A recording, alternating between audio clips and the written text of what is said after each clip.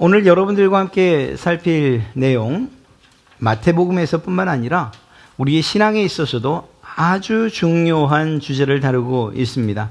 바로 예수님은 누구인가 하는 이러한 부분이죠. 여러분은 예수님을 누구라고 생각하십니까?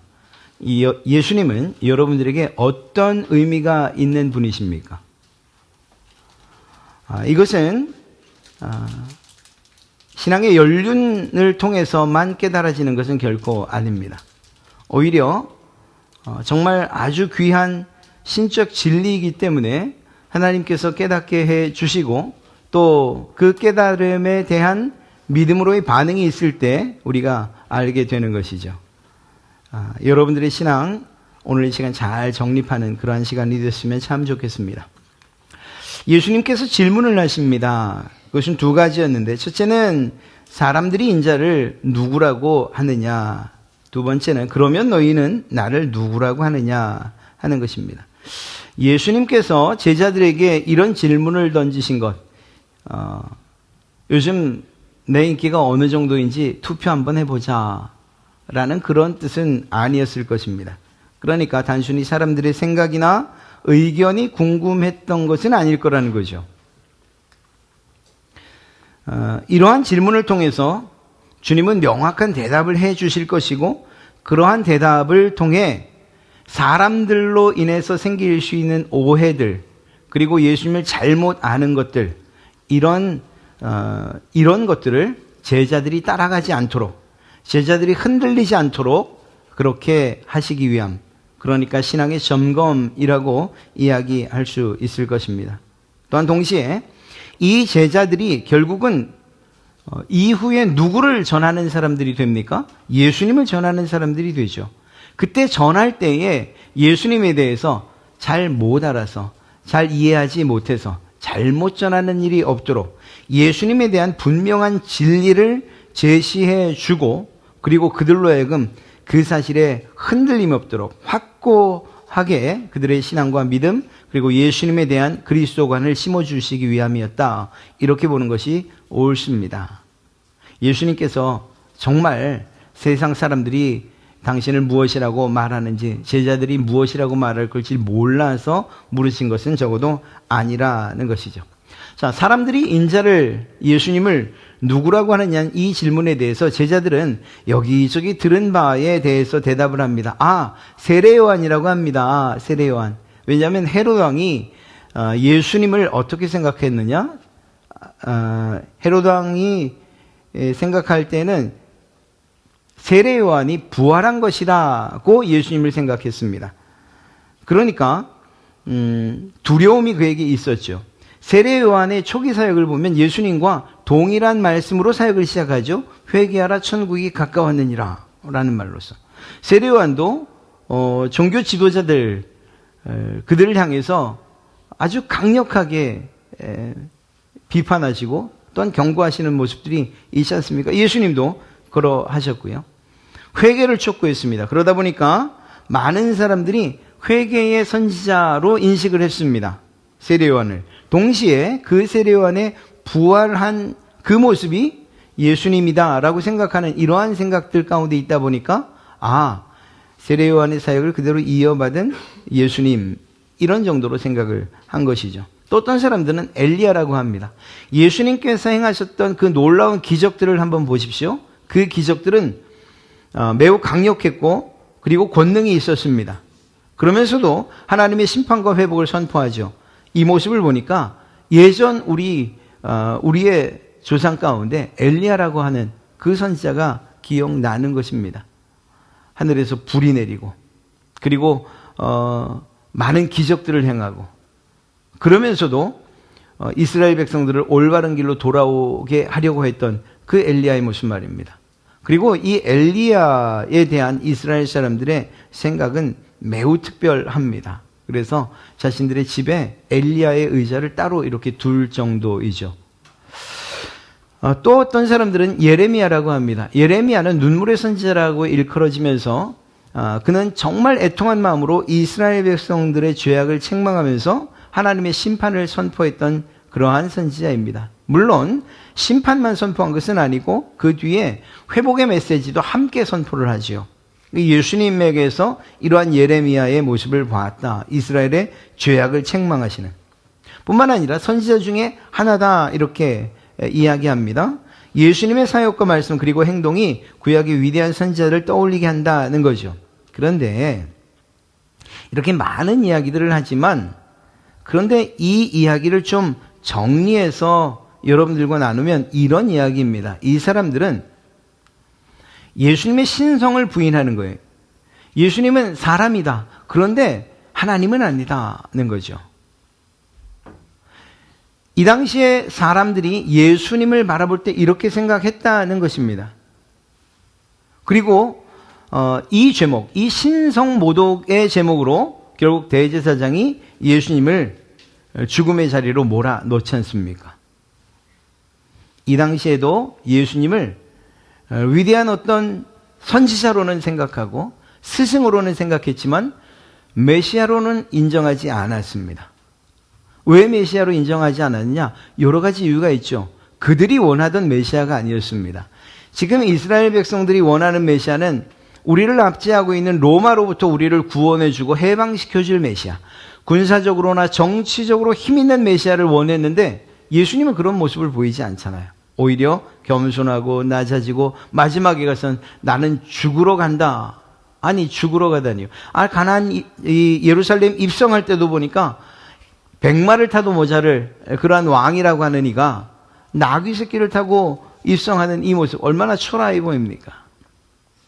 그러니까 이스라엘 사람들 입장에서는 예수님의 능력과 기적은 인정하겠는데 그런데 그가 우리를 구원할 메시아? 여기에는 의문점을 가지고 있었던 것입니다. 또한 예수님께서 하시던 모든 사역들을 생각할 때에 자기에게 필요한 것들을 공급하는 분 정도로 생각을 한 거죠. 먹을 것이 필요한 자들에게 먹을 것을, 나아야 할 사람들에게는 그 병 낫는 일들, 귀신이 쫓겨가야 될 사람들에게서는 그 귀신을 쫓아내 주시는 일들 말입니다.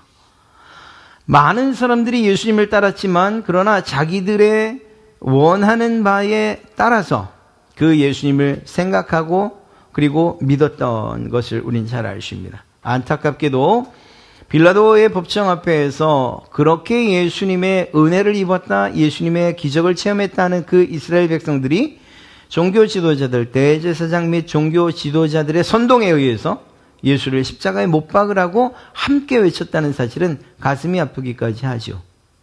그러니까 예수님에 대해서 전폭적으로 구세주로 메시아로 믿지 않았다는 사실, 이것 하나는 분명합니다.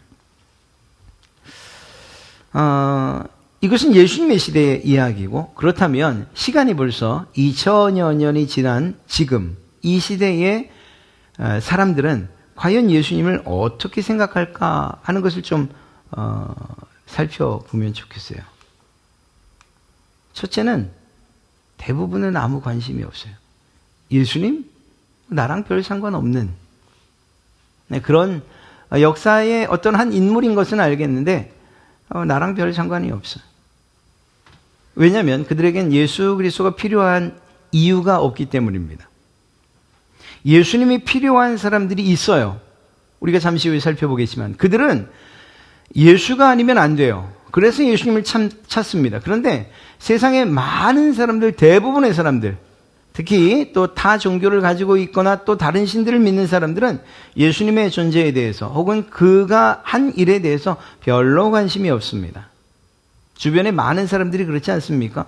여러분이 예수님에 관한 이야기를 하려고 할 때 알아. 근데 난 별 관심이 없는데 라는 반응이 대부분일 것입니다.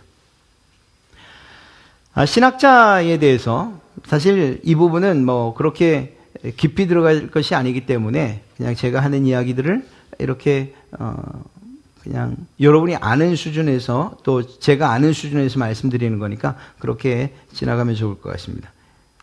역사적 예수라고 하는 이런 측면에서 보는 분들이 있습니다. 역사적 예수라고 하는 것은 실존했던 인물이다라는 데 초점을 맞추는 거예요. 예수님이 어떤 신화적인 인물이 아니고 우리의 인류 역사 가운데 실제로 존재했던 분이다라는 그래서 복음주의 쪽에서도 이 역사적 예수에 관한 연구는 아주 중요합니다. 그런데 오늘 기록하고 있는 이 슈바이처라고 하는, 우리가 잘 알고 있는 그 슈바이처 박사 맞습니다. 그는 신학자이기도 했어요. 그가 아프리카로 의료봉사를 간 것도 이 예수님을 닮고자 하는 그러한 마음이 있었기 때문인 것은 맞습니다. 그런데 그가 가지고 있었던 그리스도관은 여러분이나 제가 갖고 있는 것과는 완전히 다릅니다. 여기에서 역사적 예수다라고 할 때에 실존한 인물은 맞지만 그러나 신성과 구속사역에 대해서는 부인을 합니다. 사람은 맞는데 하나님은 아니다, 이렇게 이야기하는 거죠. 그래서 기적이나 부활을 상징적으로 해석을 합니다. 여러분도 상징적으로 해석하십니까? 예수님께서 죽으셨다 부활하셨다는 것은 어떻게 사람이 그럴 수 있어? 그냥 상징적인 이야기지. 우리를 구원하셨다는 것을 표현하려다 보니까 그렇게 말씀하신 것이지. 여러분도 그렇게 생각하십니까? 또 불트만이라고 하는 신학자도 있는데 그는 초자연적인 사건, 예수님의 이 사역을 보면 대부분이 초자연적이잖아요. 대부분이 초자연적이에요. 어떻게 보리떡 5개랑 물고기 2마리로 5,000명을 먹이고 그리고 12광족이, 아니 어떻게 무리를 걷지? 응? 어떻게 자연이 예수님의 말에 순종하지? 이것은 신화적인 일이야. 예를 들어서 로마나 혹은 그리스 신화를 봐. 거기에도 많은 신화적인 이야기들이 있잖아. 예수님도 그렇게 표현된 한 사람일 뿐이야 라고 이야기하죠. 신화적인 혹은 상징적인 것으로 치부하는 것입니다. 그러다 보니까 말씀드린 것처럼 신성은 신성, 예수님의 하나님됨은 인정하지 않아요. 또한 그분께서 이루셨다고 하는 구속사역, 십자가에 죽으시고 그리고 다시 살아나셨다는 이 부활 전혀 믿지 않습니다. 그러니까 여러분과 제가 믿는 예수와는 전혀 다른 예수를 믿는 거죠. 또 어떤 무리들은 윤리 도덕적인 스승으로 생각을 합니다. 폰 하르낙이라고 하는, 또 폴 틸리 혹은 불트만, 이러한 사람들은 예수님에 대해서 사람으로는 인정해요. 그리고 위대한 사람으로, 위대한 스승으로, 특히 도덕적으로나 윤리적으로 위대하다라는 것은 인정해요. 그러나 구속사에 대해서는 인정하지 않습니다.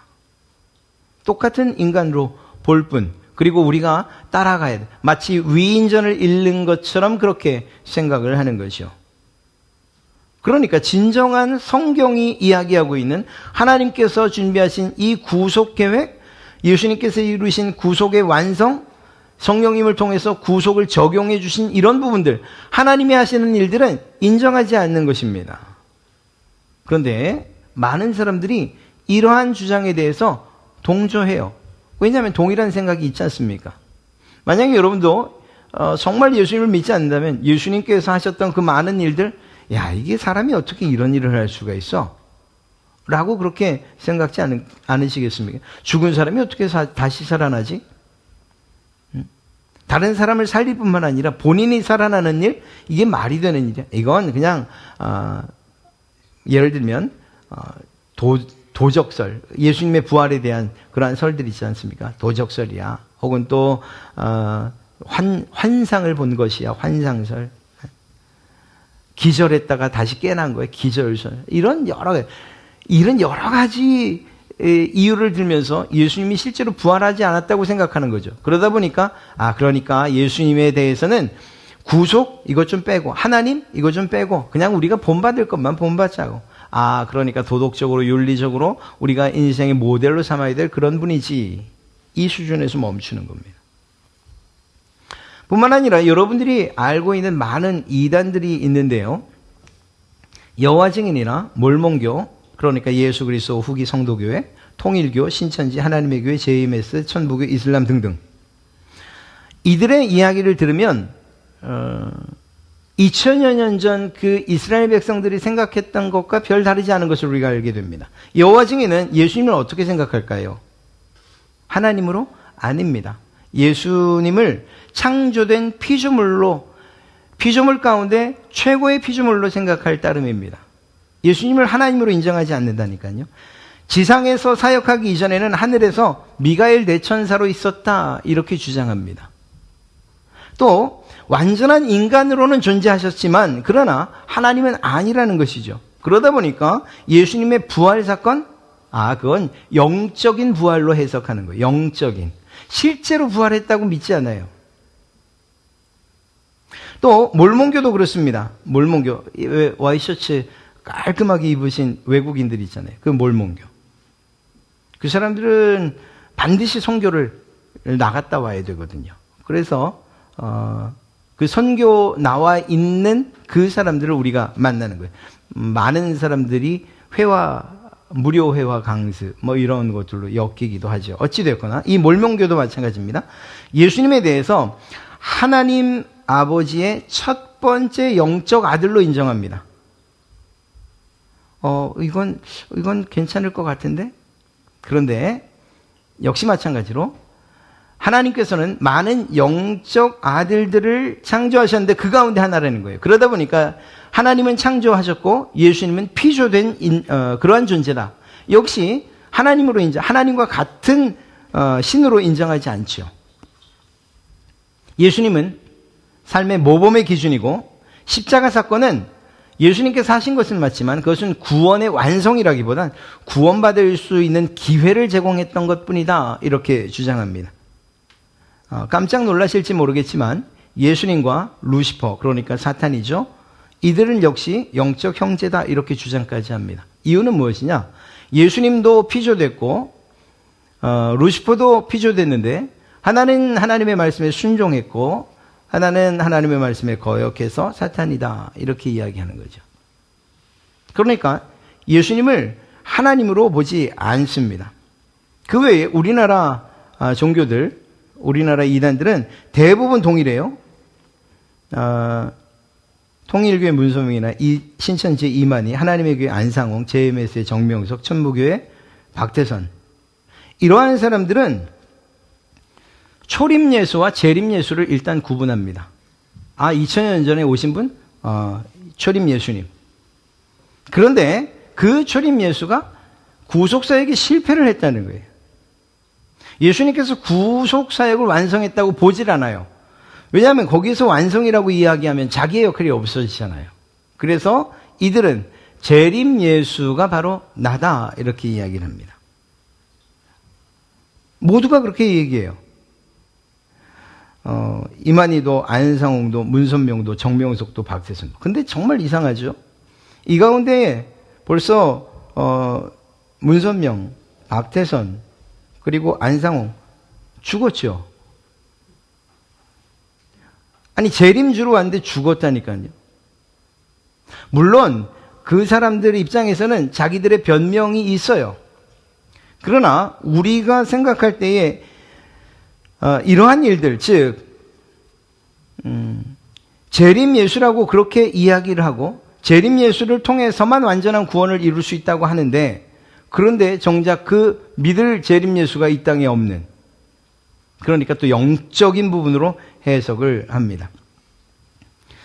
초림 예수님의 구속사역을 영적인 구원으로 제한하고, 그래서 그러다 보니까 완전한 구원이 필요한데 그것이 바로 문선명에 의해서 이루어졌다, 혹은 또 박태선에 의해서 이루어졌다, 안상홍에 의해서 이루어졌다, 이만희에 의해서 이루어졌다, 이렇게 이야기하고 있습니다. 이 사람들의 공통점은 예수는 실패했고 재림 예수인 내가 구속을 완성하는 바로 그 재림 예수다, 이렇게 주장하는 거죠. 이슬람도 만만치 않습니다.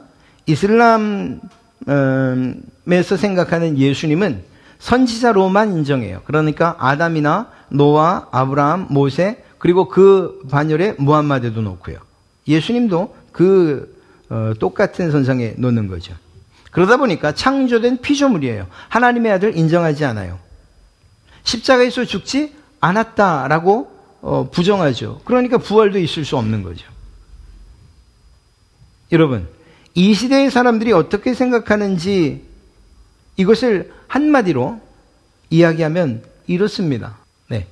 앞서 2000여 년 전 이스라엘 백성들이 생각하던 그 생각과 같아요. 예수님의 신성을 부정하죠. 예수님의 신성을 누가 부정합니까? 여호와 증인도, 몰몬교도, 그리고 이슬람도. 예수님은 사람이다. 그저 완전한 사람일 뿐이다. 첫 번째 완전한 영적 존재일 뿐이다. 이렇게 이야기합니다. 또 메시아로 인정하지 않죠. 여호와 증인 몰몬교뿐만 아니라 우리나라에 있는 대부분의 이단들도 예수님을 메시아로 인정하지 않아요. 인정하지만 그러나 완전한 구원을 이뤘다고는 얘기하지 않죠. 나를 통해서만, 재림주인 안상홍을 통해서만, 재림주인 이만희를 통해서만 완전한 구원을 받을 수 있다라고 그렇게 이야기한다니까요. 메시아로 인정하지 않아요. 사역이 일부분만 인정합니다. 이것은 사실 예수님을 믿는다고 하는 많은 사람들에게서도 볼 수 있는 경향이에요. 그런 점에서 저는 여러분들에게도 묻고 싶어요. 여러분들은 왜 예수님을 믿습니까? 예수님은 과연 여러분들에게 어떤 존재입니까? 아까 이야기했던 그런 슈바이처나 혹은 불트만, 하르낙, 볼틸리 등등 예수님은 윤리적으로나 도덕적으로 내가 모델 삼을 만한 사람, 내 인격 수양을 위해서 예수를 믿습니까? 혹은 교회 안에서 여러 만남들이 있는데 우리 교회야 좀 작지만 좀 큰 교회에서는 사업하기에도 괜찮잖아요. 그런 물질적인 이유 때문에 관계망을 형성하기 위해서 어떤 이유에서 예수님을 믿느냐는 거예요. 예수님은 어떤 존재로 여러분들의 마음 가운데, 여러분의 신앙 가운데 자리 잡고 있냐 하는 것이죠. 이것은 우리가 계속 곱씹어 살펴야만 되는 내용이에요. 내가 예수님 믿습니다 라는 이 단순한 한마디로서 내 모든 신앙을 다 표현할 수 없기 때문입니다. 그 믿음의 내용에 대해서 우리는 분명한 그러한 내용뿐만 아니라 확신을 가지고 있어야 하는 거죠. 앞에 말씀드린 이스라엘 백성들의 그러한 예수님에 대한 생각과 시간이 흘렀지만 지금의 예수님에 대한 생각이 별로 달라지지 않았어요. 이 말은 무엇인가 하면 시간이 더 흘러도 예수님에 대해서 이렇게 생각하는 생각들이 사라지지 않을 것이라는 거죠. 어쩌면 점점 더 심해질 거예요. 관심 없는 사람들이 대부분일 것이고 어떤 사람은 예수님을 믿긴 하지만 그러나 신성은 부인하고 어떻게 신성을 부인하면 어떤 일이 생깁니까? 예수님이 하셨던 모든 사역들, 특별히 초자연적인 사역들은 다 거절하는 거죠. 내가 예수님 믿겠어. 그런데 이것도 못 믿겠고 그냥 나는 예수님을 인격적으로 존중할 뿐이야 라고 이야기하는 거죠. 그러다 보니까 메시아로는, 구세주로는 인정할 수 없는 거예요. 여러분이나 제가 믿는 예수님은 어떤 분이십니까? 날 구원하신 분, 나의 구원을 위해서 죽으시고 다시 살아나신 분 아니십니까? 그러면 이 믿음과 그들의 믿음은 차이가 큰 거죠. 예수님에 대한 지식도 다르고 이해도 다르고 믿음도 다른 거죠. 그래서 우리는 베드로의 고백을 봐야만 합니다. 베드로가 왜 그렇게 칭찬을 들을 수밖에 없었는지. 주는 그리스도시요 살아계신 하나님의 아들이십니다 라고 말했죠. 그리스도라는 것이 무엇을 이야기합니까? 그리스도는 메시아라고 하는 이 이야기입니다. 메시아. 히브리어로 메시아라고 하죠. 기름 부음을 받은 자. 어떤 사람들이 기름 부음 받습니까? 왕, 제사장, 그리고 선지자. 예수님의 삼중직을 얘기할 때에 예수님은 왕이십니다. 예수님은 제사장이십니다. 예수님은 선지자입니다. 예수님은 왕적 통치를 하시는 분으로 오셨습니다. 예수님은 하나님과 우리 사이에서 제사하는 분으로 우리의 죄의 문제를 해결하시는 제사장으로 오셨습니다. 예수님은 하나님의 뜻을 우리에게 알려주시는 선지자로 오셨습니다. 이 삼중직, 예수님의 삼중직을 이야기하지 않습니까? 그래서 기름 부음을 받은 자라는 그런 의미이고 결국 이 모든 사역은 무엇에 초점이 맞춰져 있냐? 저와 여러분의 구원에 초점이 맞춰져 있죠. 그래서 예수 그리스도는 구원자이십니다. 구세주이시죠. 하나님의 구원을 성취하셨어요. 예수님께서. 그리스도라는 그 이름 아래 예수님께서 하신 구속의 사역이 포함되어 있다는 것입니다. 그러니까 바꿔 말하면 주는 나를 구원하신 분이십니다 라는 이러한 고백이 그리스도라고 하는 이 말에 담겨져 있는 거죠. 또 한 가지 살아계신 하나님의 아들입니다 라고 이야기합니다. 아들입니다 라고 하는 이 말은 하나님과의 관계가 있는 분이시다는 것과 동시에 예수님은 신이시다, 하나님이시다 라고 하는, 참된 하나님이시라는 이 고백이 함께 담겨져 있는 거예요. 우리는 삼위일체를 믿는 사람들입니다. 성경에 삼위일체란 말이 어딨냐 라고 말할지 모르지만, 그러나 이미 우리가 마태복음을 통해서도 봤지 않습니까? 마태복음 말미에도 나타날 것입니다. 예수님께서 세례를 받으실 때에 하늘에서 음성이 들리는, 하나님의 음성이 들리고 성령이 비둘기처럼 내려오시고, 그리고 세례를 받는 예수님이 계셨죠. 세 위격에 하나님이 함께 계시는 삼위일체라는 이 사실, 이 신학 용어를 설명하는 것은 참 어려운 일입니다만, 그러나 한 분이신 하나님, 그러나 위격이 다른 세 분으로 존재하시는 바로 그 하나님이시라는 사실에는 변함이 없습니다. 예수님은 하나님이십니다. 그리고 하나님의 아들로 불려지고, 그리고 더 나아가서 우리를 구원하심으로 말미암아 우리를 하나님과 관계 맺어주신, 하나님을 아버지로 부를 수 있게 해주신 분이 바로 하나님의 아들로서 오신 예수 그리스도라는 것이요. 하나님의 아들이라는 것은 그의 모든 성품을 다 가지고 있는, 권위와 능력도 가지고 계신 분이라는 것을 의미하기 때문에 주님께서 행하셨던 모든 그 사역들, 초자연적인 사건들을 우리는 다 믿을 수 있게 되는 것입니다. 베드로는 그 사실을 고백하고 있는 것입니다. 그렇다면 우리는 어떻게 고백해야 되느냐는 거예요. 우리의 고백. 그냥 베드로가 했던 대로 주는 그리스도시요 살아계신 하나님의 아들이십니다 라고 고백하면 되지 않느냐? 예, 맞습니다. 우리도 그렇게 고백해야 됩니다. 그런데 이것을 좀 더 우리가 어떻게 해야 하는가 하는 것을 좀 구체적으로 말씀드리고자 이렇게 표를 만들었습니다.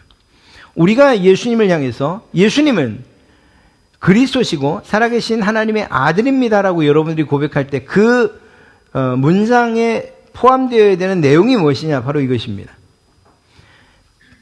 예수님은 그리스도이십니다라고 할 때 여러분들의 믿음은 나의 유일한 구원자는 오직 예수 그리스도이십니다라는 이 고백이 담겨져, 이 믿음이 담겨져 있어야 된다니까요. 또한 나의 구원을 위한 예수님의 구원사요, 고난당하시고 죽으시고 부활하신 것을 제가 믿습니다 라고 하는 이 고백이 그리스도라는 고백 안에 담겨져 있어야 돼요. 그러니까 주는 그리스도시요 라고 고백하는 것보다는 좀 더 구체적으로 예수님은 나의 유일한 구원자이시고 나의 구원을 위해서 고난당하시고 죽으시고 부활하심을 제가 믿습니다 라고 말하는 것, 이것이 더 정확한 우리의 믿음의 고백이 될 것입니다.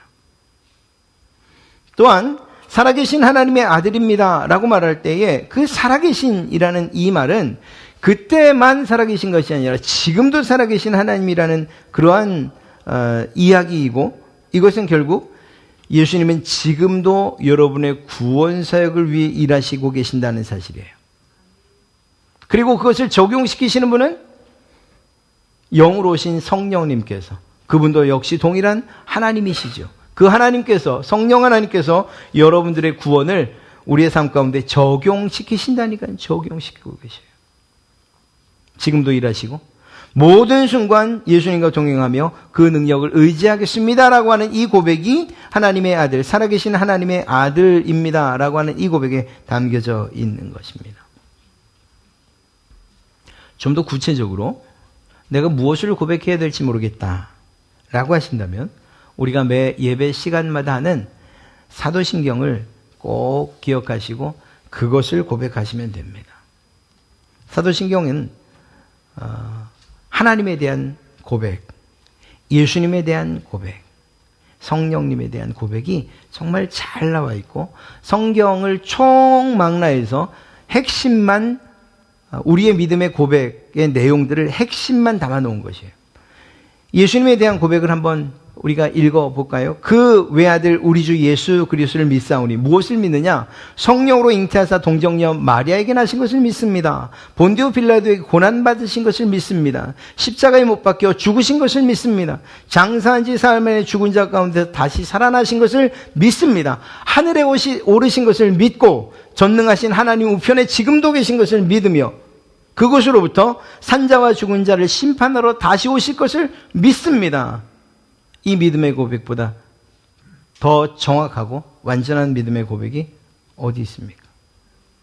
사랑하는 성도 여러분, 저는 여러분들이 2000여 년 전 이스라엘 백성들의 그러한 고백이나 혹은 이 시대에 정말 난무하는 예수님에 대한 옳지 않은 고백들이 여러분들을 넘어뜨리거나 혼란스럽게 하지 않기를 주님의 이름으로 축복합니다.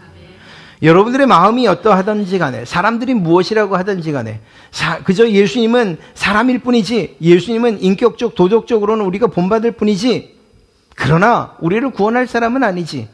신이 아닌 걸, 하나님이 아닌 걸, 그가 행한 기적들 다 그거 로마 신화나 그리스 신화처럼 신화적인 요소들이야. 그걸 믿을 필요가 있는가라고 말하는 세상, 혹은 예수님을 믿는 목적이 뭐 구원받기 위한 것인가, 사람이 좀 인격적으로 다듬어지고 또 마음의 평안을 찾기 위해서 또 여러 가지 커뮤니티를 형성해서 내가 원하는 것들을 좀 얻으려고 하는 거지 라고 하는 그러한 세상의 흐름에 편승하지 마시고, 세상이 그렇게 앞으로 계속 가고 쭉 가고 대부분은 무관심하다 할지라도 예수님을 믿는다라고 하는 여러분과 저라면, 그러면 예수님에 대한 확실한 믿음의 고백이 있어야만 된다는 것입니다. 예수님이 어떤 분인가에 대해서 분명하게 이해하고 그리고 그 진리를 놓치지 않아야 된다는 것을 오늘 이 베드로의 고백을 통해서 우리는 발견하게 되는 것이죠. 오늘 말씀 다 잊으셔도 돼요. 여러분의 신앙 고백을 물을 때에 내가 뭘 고백해야 되지? 라고 고민하지 마시고, 여러분들이 암송하고 혹은 또 고백하는 내용이 사도신경, 그것을 떠올리시면 충분합니다. 앞으로 당신은 뭘 믿습니까? 말할 때 주저하지 마세요. 그러기에 내가 배운 것도 없는 것, 그러지 마세요. 그냥 사도신경 그걸 좀 풀어서 이야기하면 더 멋있고, 안 되면 그냥 쭉 외우세요. 그것이 여러분들의 신앙의 고백이라. 그래서 신앙 고백이라고 하는 거죠. 신앙 고백. 여러분의 이 신앙 고백이 글로 혹은 매일 암송하는 그런 주문처럼 여겨지지 않고, 읽을 때마다, 볼 때마다, 또 고백할 때마다 여러분들의 확실한 믿음의 고백이 되기를 주님의 이름으로 축복합니다. 그러한 고백을 가지고 있을 때 여러분들이 구원받았다는 사실들, 그것에 대한 흔들림이 없을 거예요. 고민하지 마십시오. 내가 무엇을 믿어야 할지, 어떤 것을 믿어야 할지 말입니다. 우리가 믿고 있는 것에 대한 흔들림 없이 예수 그리스도에 대한 분명한 이해와 지식, 그리고 믿음의 내용들을 가지고서 예수 그리스도를 고백하며 살아가시는 그러한 여러분 되시기를 주님의 이름으로 축복합니다.